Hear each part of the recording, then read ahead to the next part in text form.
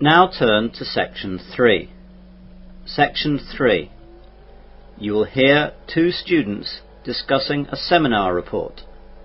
First, you have some time to look at questions 21 to 25.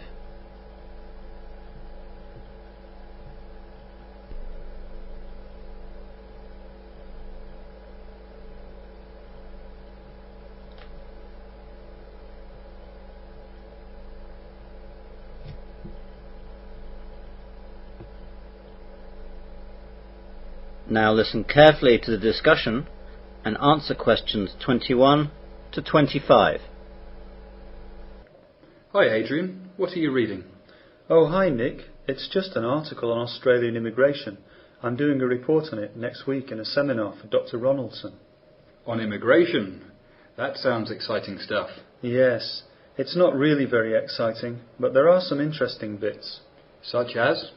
Well, for example, did you know that immigration to Australia first started over 50,000 years ago, when the ancestors of Australian Aborigines arrived via Indonesia and New Guinea?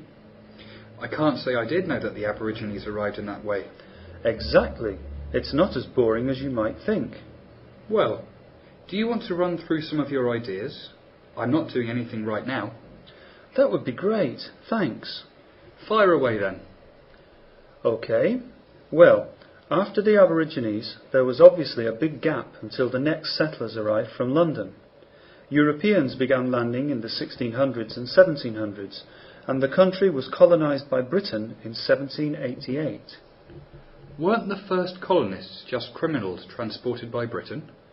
Britain certainly used the colony as a place to send their undesirables. The first colony was formally proclaimed as New South Wales on February the 7th, and this European settlement certainly did begin with a troop of petty criminals, second-rate soldiers, and a crew of sailors. When did other people start arriving? Immigration really sped up after the discovery of gold in Australia. The gold rush era, beginning in 1851, led to an enormous expansion in population all through the reign of Queen Victoria. And did that continue strongly? Not really. After the excitement of the gold rush died down, immigration slowed down considerably. The popularity of Australia as a place to go and live only really shot up after the Second World War. Didn't that cause problems as well? Yes. For a country that is well known today for its multicultural diversity and tolerance, Australia has had a checkered past. After the federation of all the Australian states, the White Australia policy was created to counteract flows of non-whites to Australia, and this policy became even more popular after the population push following the war. How did the policy come about? The origin of the policy can be traced back to the 1850s, when large numbers of Chinese immigrated to Australia to look for gold or to set up businesses such as restaurants. The Anglo-Australian population resented the Chinese, who were undercutting white labour prices. In response, the newly self-governing colonies introduced restrictions on Chinese immigration. By 1888, Chinese were excluded from all the Australian colonies, although those Chinese who were already in Australia were not deported. And how long did it go on for? The effective end of the White Australia policy is usually dated to 1973, when the Whitlam Labour government implemented a series of amendments preventing the enforcement of racial aspects of the immigration law. It had been fading for some years, though. Under the 1950 Colombo Plan, students from Asian countries were admitted to study at Australian universities.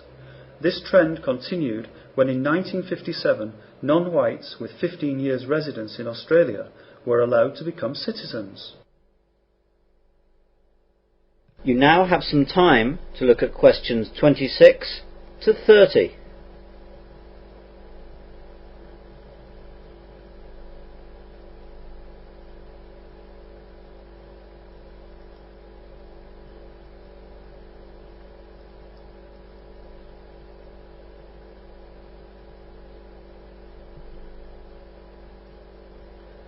Now listen to the rest of the discussion and answer questions 26 to 30.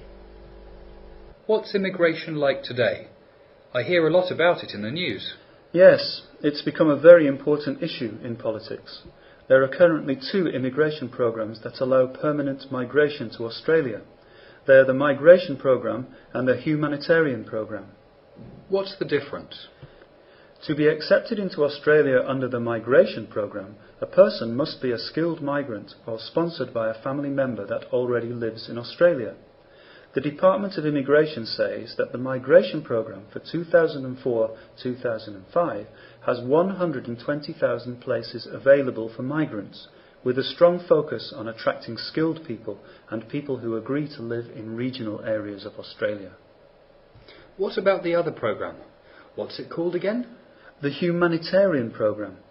It's designed for refugees and others in special humanitarian need. One component of the Humanitarian Program is the Offshore Resettlement Program, which assists people in humanitarian need overseas, for whom resettlement in another country is the only option. The other component is for those people already in Australia who arrived on temporary visas or in an unauthorised manner, and who claim Australia's protection. The Department of Immigration says that the size of the 2004 and 2005 humanitarian program is 13,000 places. What about illegal immigration? Do you know anything about that too? Just a bit. That's what I'm working on now.